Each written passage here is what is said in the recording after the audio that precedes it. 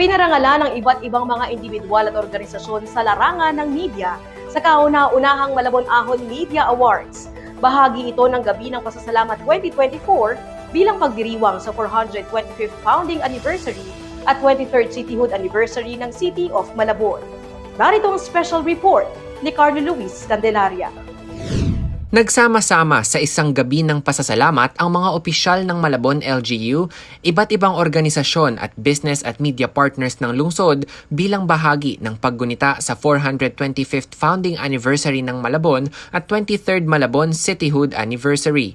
Highlights ng pagdiriwang ang kauna-unahang Malabon Ahon Media Awards na layong kilalanin at pasalamatan ang mga journalist at media organizations na tumulong sa pagpapalaganap ng balita tungkol sa Malabon. Halos 600 estudyante mula sa City of Malabon University ang bumoto para sa mga pararangalan sa larangan ng media sa iba't ibang kategorya sa TV, radio, online at print. Kabilang sa mga binigyang parangal sina Kabayan Noli De Castro bilang Best Malabon Ahon TV Promoter and Anchor, Melo Del Prado ng Superradyo DZBB bilang Best Malabon Ahon Radio Promoter and Anchor at Liza Aquino ng ABS-CBN News bilang Best Malabon Ahon Field Reporter for TV.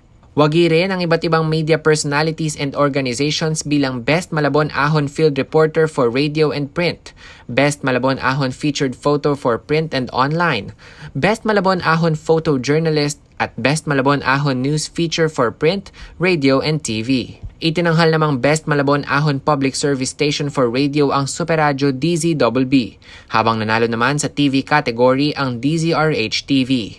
Binigyan din ng special citations ang DZXL Radyo Trabaho, Philippine Information Agency, RP1 Radyo Pilipinas, PTV4 at GMA Integrated News.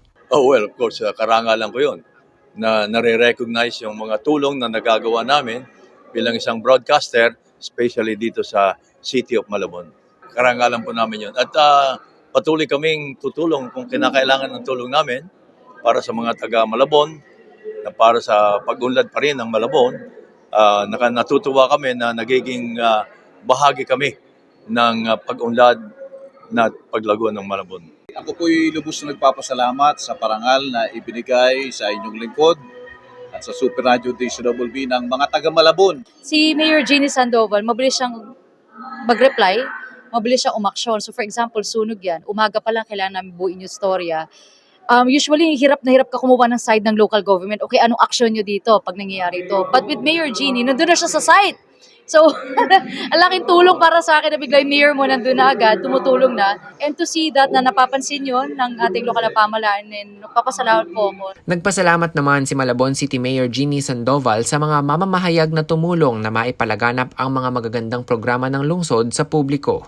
So itong media awards na to ay nilatag natin ngayon para mabigyan ng pasasalamat ang ating pong mga kasamahan sa media na tumutulong po sa pagpapalaganap ng mga magagandang balita at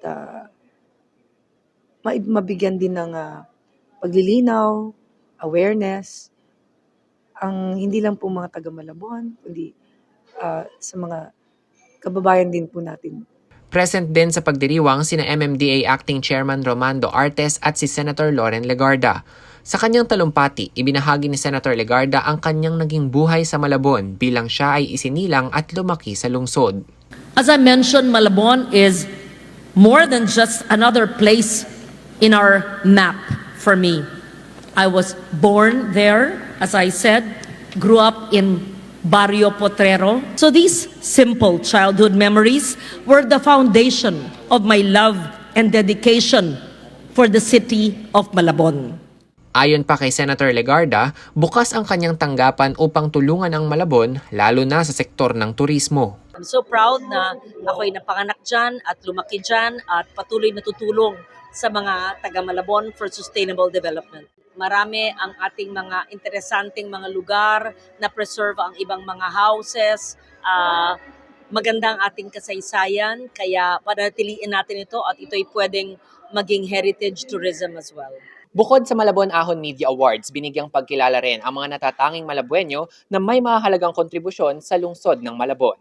Gaya na lamang ng mga ginawaran ng Gawad Epifanio de los Santos Awards, Tourism Special Awards, Business Partner Awards, Best Seat in the City Awards at mga iba pang pagkilala. Isa sa mga nakatanggap ng natatanging Epifanio de los Santos Gawad Parangal sa larangan ng ekonomiya at negosyo si Ernesto Chua Kokyong, President and CEO ng Malabon Long Life Trading Corporation. Sa Malabon daw niya piniling palaguin ang kanyang negosyo dahil na rin sa suporta ng lungsod sa mga businessmen tulad niya. We were born in Malabon. That was 76 years ago. My father, when they migrated from China, they never left Malabon since 1940s. And the community was always very supportive. And the city government are also very inspiring and show their utmost cooperation. And then we are inspired to expand more in Malabon. Nagpasalamat naman sa Malabon LGU si Anthony Cruz, ang Artistic Director ng Tanghalang Bagong Cebu Theater and Dance Co. na pinarangalan ng natatanging Epifanio de los Santos Gawad Parangal sa larangan ng sining at kultura. Nakakadagap naman maraming award yun sa iba, sa labas, no? Sa ibang institusyon. Pero yung award na na-receive ko ngayon ay special.